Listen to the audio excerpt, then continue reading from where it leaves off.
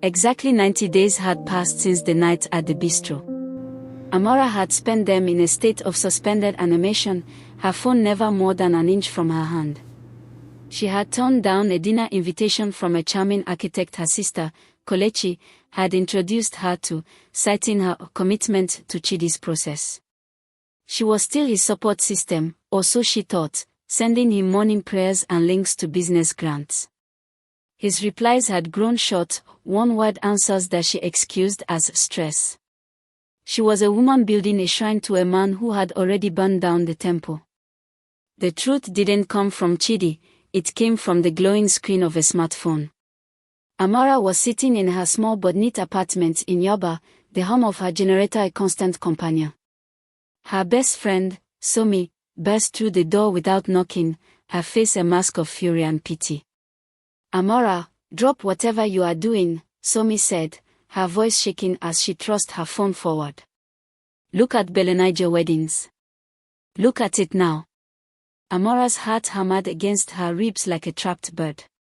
She scrolled through the vibrant photos of a traditional wedding in Enugu. There was Chidi, looking regal in a heavy wine-colored aziego, his arm wrapped firmly around a woman in a shimmering gold lace outfit. The caption read, "A match made in heaven, Chidi and Nneka celebrate their traditional union." The date of the introduction? 2 months ago. He was with the her man while who I was wasn't praying ready for to him. marry had been planning a multi-million naira ceremony while Amara was still praying for his clarity. The room began to spin. The walls, decorated with photos of them from his graduation and his 30th birthday, seemed to close in. Chidi hadn't just left her, he had erased her. He had taken the 5 years of her youth, the 3 months of her redirected hope, and the suitors she had ignored, and tossed them into the lagoon. He had chosen Nneka, not for love, but for the warehouse empire her father controlled. It was a cold, calculated transaction. Kelechi arrived shortly after, her face set in a hard line of protective rage. "I told you, Amara.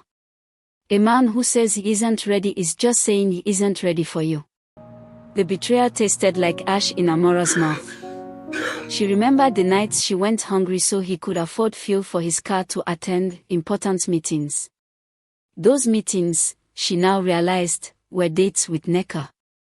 The greed in Chidi's eyes in the wedding photos was unmistakable. He wasn't looking at his bride with love, but with the look of a man who had finally secured a high-interest loan. Amara didn't scream. She didn't call him to demand an explanation. She walked to her dresser, took the small gold necklace he had given her for their 3rd anniversary, the only expensive thing he'd ever bought her, and dropped it into the trash. "He wants stability," she whispered, her voice devoid of tears but filled with a new, terrifying iron. "I will become the ground he is too unstable to walk on."